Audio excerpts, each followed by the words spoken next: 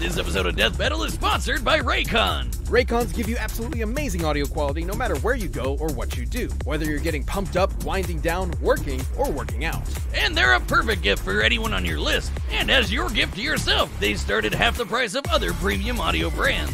Plus, they're available in 5 stylish colors. And with free shipping and returns, gifting is easier than ever this year with Raycon. There's nothing more soothing than listening to my favorite tunes on some Raycons when I'm out squirrel hunting with my dune buggy. What is wrong with you? Click the link in the description box or go to buyraycon.com/deathbattle and use code HOLIDAY to get 15% off site-wide.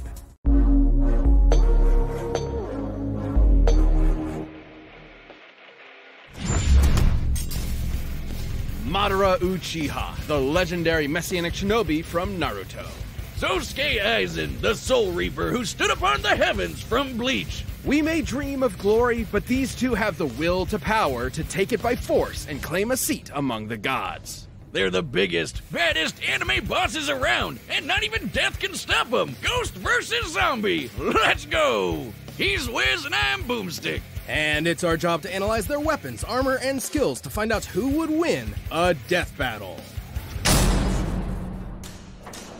Endless destruction, countless dead, a plot to conquer the planet. The ninja world was at war.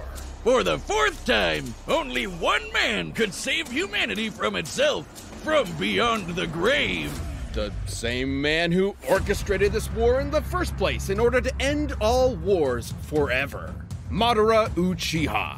From birth, war was the only thing the young Madara knew, and there was no ninja he liked fighting more than Hashirama Senju. They're basically ninja Romeo and Juliet.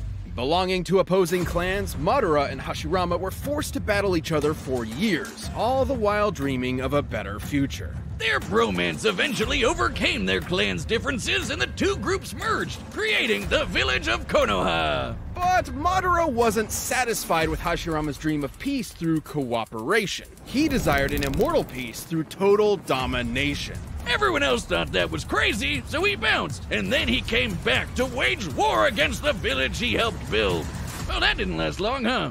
Madara's megalomania was perhaps faded, considering he is in fact the reincarnation of the demigod Indra Otsutsuki and the inheritor of his immensely powerful chakra. Basically physical and spiritual energy that makes ninja magic. Madara specializes in fire and wood style jutsus, which just seems irresponsible to put those together, like a gender reveal party waiting to happen. His wood is especially impressive, considering it's the only style of elemental jutsu that can create life.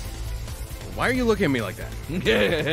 Madara can even use his Gunbai to absorb ninjutsu and return it right back to sender. You know you're a badass when you can take on armies with just a friggin' fan. Madara has torn apart hordes of ninja without breaking a sweat, taken a beating from every tailed beast at once, and even defeated the 5 Kage, some of the strongest shinobi in the world. The Raikages even stated to be fast enough to move at light speed. And even weaker ninja like Orochimaru have dodged literal photon beams. But Madara's greatest tool is the one born from his very bloodline, the Eternal Mangekyo Sharingan. These magical eyes massively enhance his perception down to the cellular level, allowing him to predict movements, see the flow of chakra, and summon the mighty Perfect Susanoo. The Sharingan can also cast a genjutsu that'll trap anyone that looks at it in an illusion, and even break them out of those same illusions. In Sasuke's case, even ones as strong as Itachi Tsukuyomi, which can warp your perception of time. Itachi used it on a fellow Uchiha and made her live out her entire life in the span of 1/100th of 1/1000th of 1/1,000,000th of a second. And when she died in the illusion, she died for real. If Sasuke could break out of it, Madara could too, easily. And after grafting some of Hashirama's cells onto himself, he would always have a piece of his Romeo inside him. This is my ship, Wiz. Stop looking at me like that. He not only gained a healing factor strong enough to regenerate from having half his body vaporized, but also the terrifying Rinnegan. AKA the big chungus of all eye magic. The ringy eyes let Madara absorb chakra and ninjutsu, create invisible limbo clones, see and remove your soul from your body, and summon giant-ass meteors, as if he needed any more fucking powers. While the Rinnegan lacks some of the Sharingan's unique abilities, he can switch between them at will. After tearing the ninja world a new asshole, Madara was finally defeated in a climactic battle for the ages by his BFF, and thus the life of a legendary shinobi came to an end in the arms of his one true love. Or did it? Alright, this is gonna get pretty crazy, but just bear with me. Fearing a defeat in battle, Madara set a time-delayed jutsu that would posthumously rewrite reality and bring him back to life. And it worked! So Madara tricked another Uchiha, Obito, into witnessing his best friend murdering his other best friend. Then he tasked Obito with manipulating the world into another war. Meanwhile, he gave his own Rinnegan to Nagato with the goal of getting it back after he was brought back to life the second time with the Outer Path because he died again. Make sense? Nah, that'll never work. You're right, it didn't! So Obito went out and got the Rinnegan back from Nagato's corpse, because he died. Then Kabuto brought Madara back to life, and he got his eyes back from Obito after some backstabbing. Then he sealed the awakened Ten Tails within himself in order to gain ultimate power and create the world's greatest nap time ever! Look what you people have done to him. You'd think Ten Tails' power would be awesome, but those stinky 8 balls of doom are so lame. Don't let their size fool you. These truth-seeking orbs are in another league.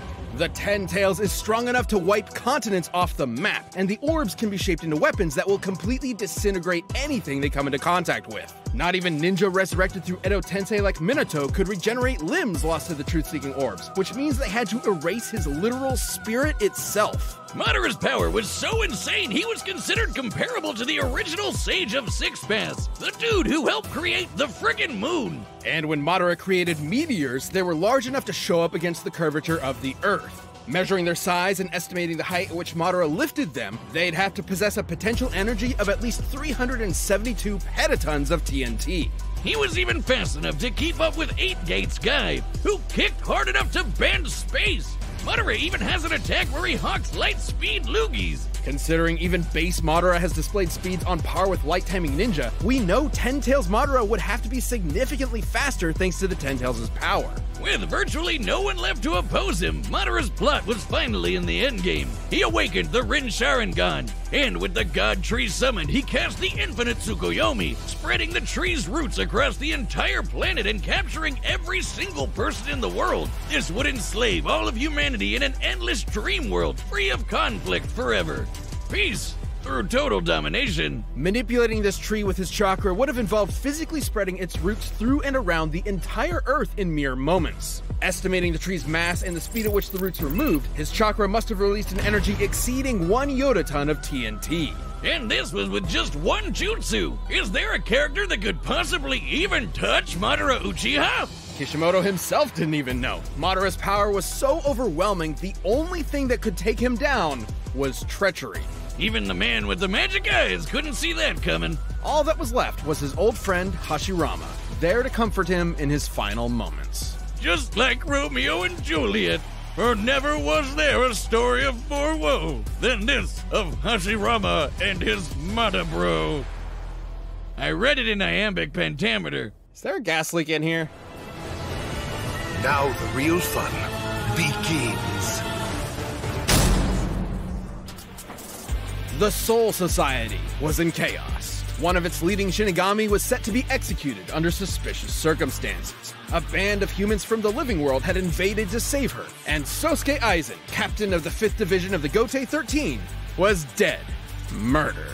What dastardly mastermind could have been behind all this? He'd have to be a galaxy-brained 5D chess master. The man responsible was, in fact, Sosuke Aizen.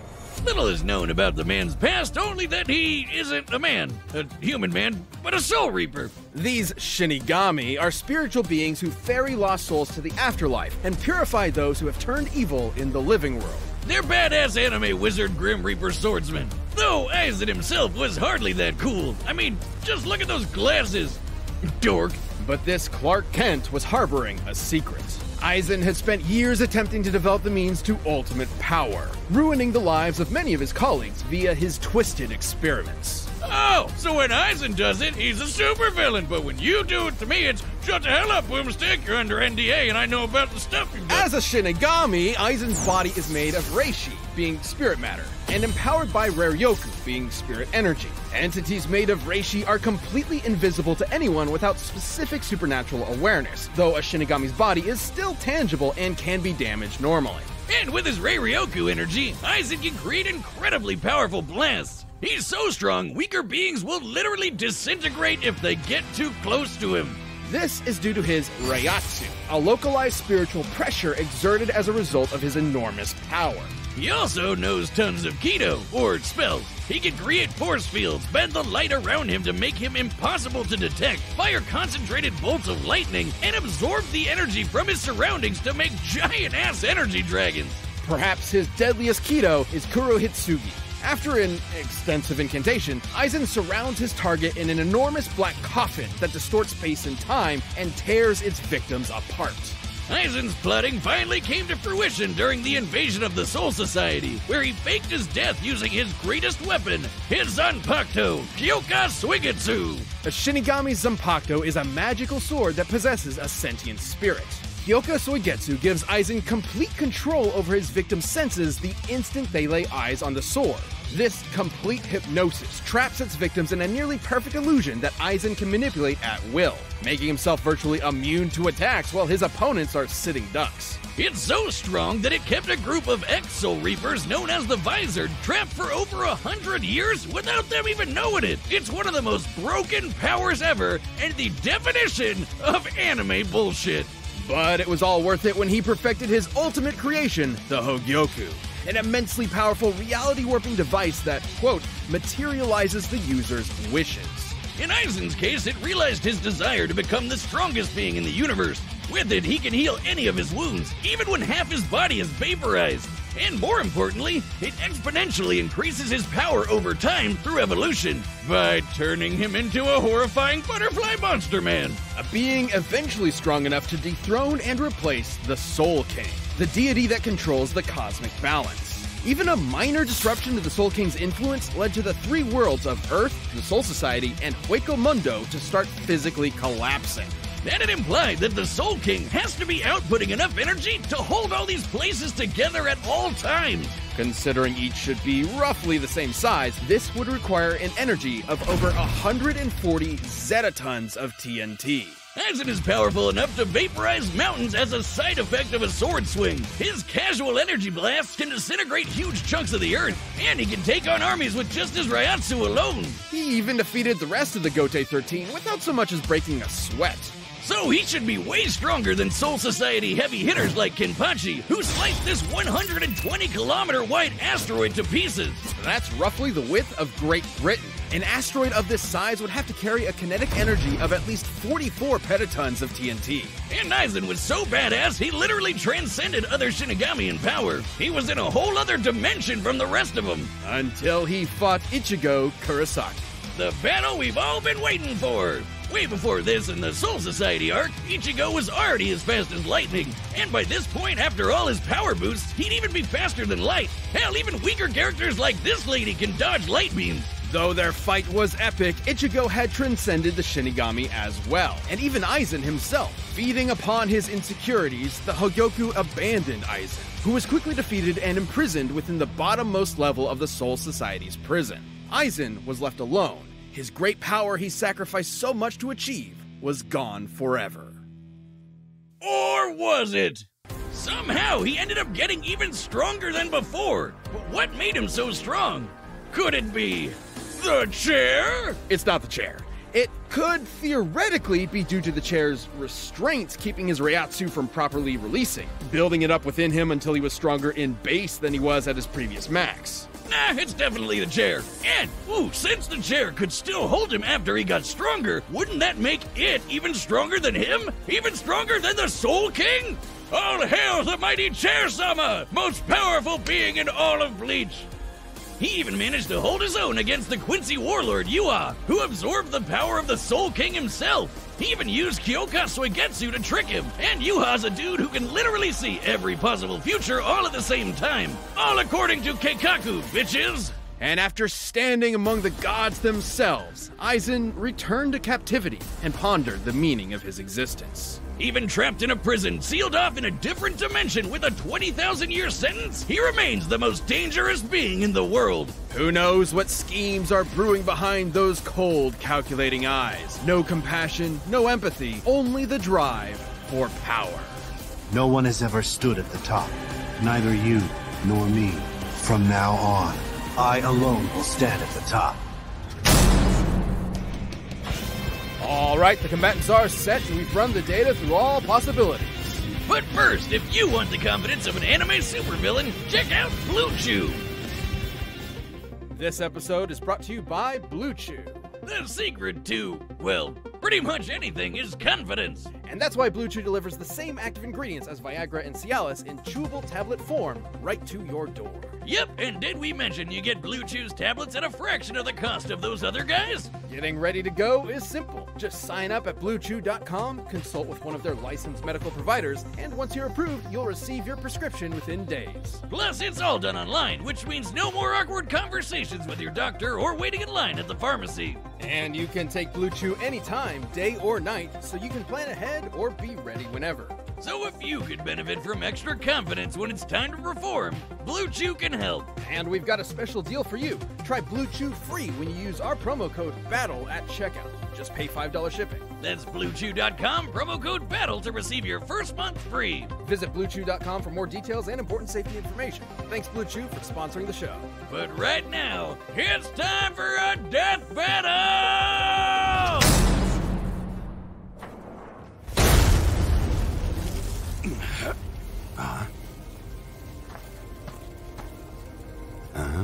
You can see me. I can see everything.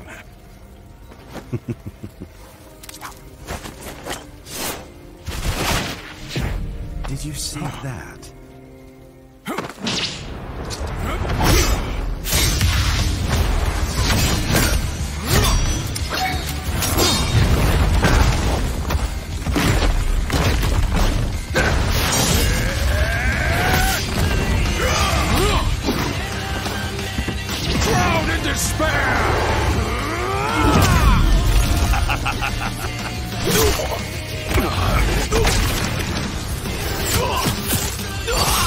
I would expect nothing more from a human.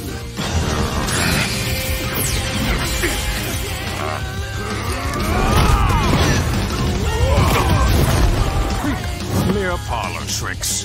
Don't get so full of yourself.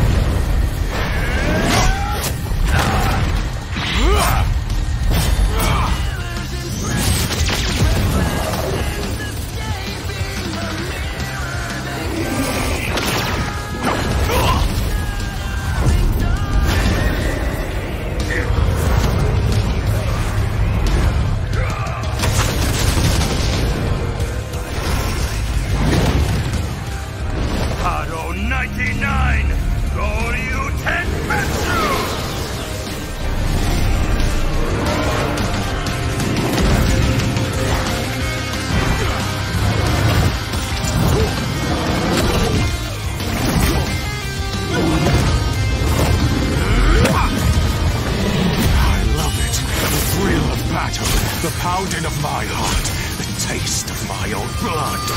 I love it!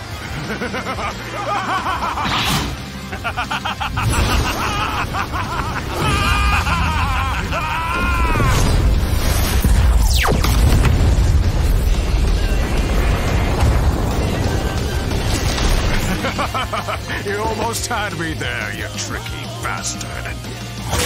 Nothing escapes my illusions, human.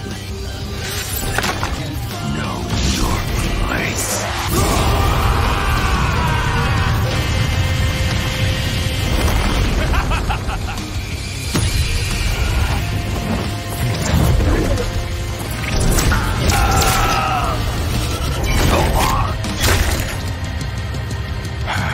What a wonderful dance.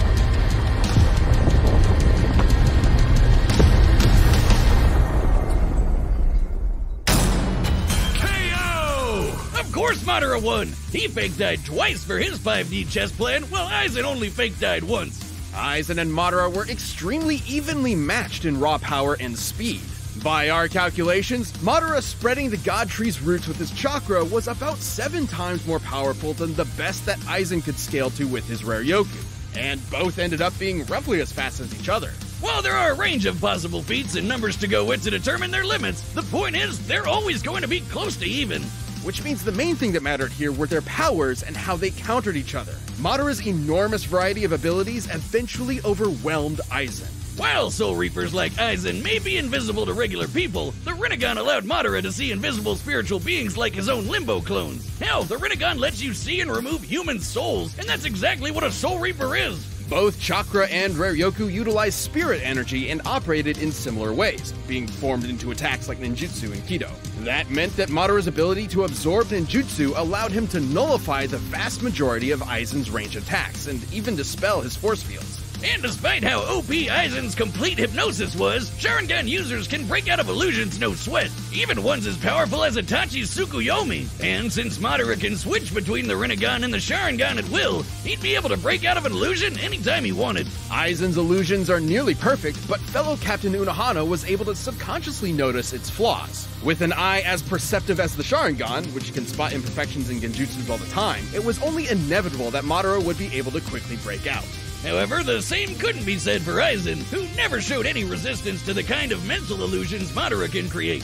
Even setting illusions aside, the sheer quantity of offensive options at Madara's disposal, whether it be his clones, meteors, or monsters summoned by the Rinnegan, kept Aizen constantly on the back foot. But none of that mattered if they couldn't kill each other, and both had pretty insane healing factors that could recover from just about anything, except for those pesky 8 balls of doom. Madara's truth-seeking orbs were capable of completely molecularly annihilating spiritual beings and preventing them from regenerating. And again, Aizen was a spiritual being.